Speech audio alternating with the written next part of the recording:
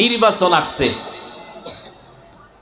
একজনে আসলে আমগুলো দোষ আছে, যার কারণে দেশে এত পরিমাণে অশান্তি আর দুর্নীতি আর চাঁদাবাজি।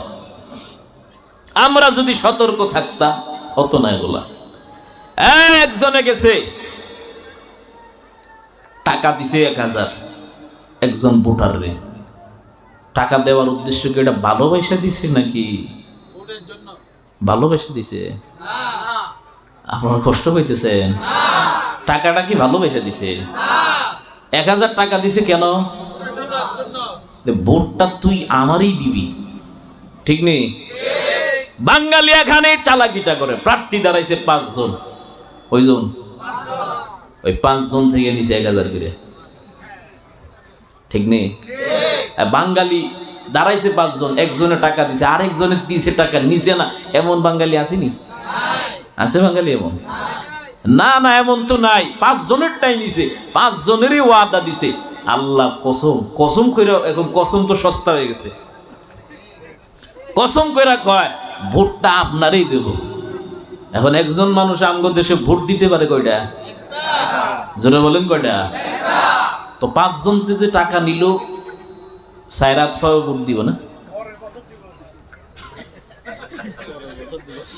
ভোট দিতে পারে একটা, টাকা নিছে 5 জন, তো 1 ভোট দিয়ে আর বাকি 4 জনের টাকা নিয়ে জান্নাতে ঘুমাইব নাকি?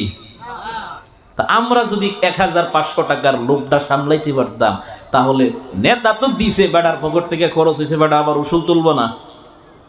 বেড়া বাড়ি ঘর সব বিক্রি করে দিছে, ব্যাংক থেকে লোন উঠাইছে, এগুলো পরিশোধ করবো না, আমরাই তো দোষ।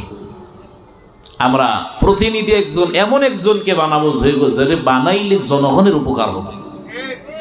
আমার দেশে অধিকাংশ মানুষ গরিব, কত বিধবা নারীরা আজকে সংসার চালাইতে পারে না, কত এতিম বাচ্চারা চলতে পারে না, তাদের খবর নাই। জনগণ পাই না খাইতে, নেতা খাই বুফে, জনগণ চলতে পারে না।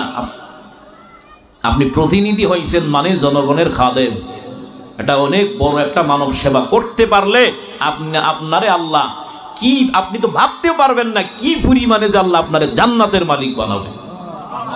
আল্লাহ আমাদের বুঝার তৌফিক দান করুন। আরো জোরে বলেন।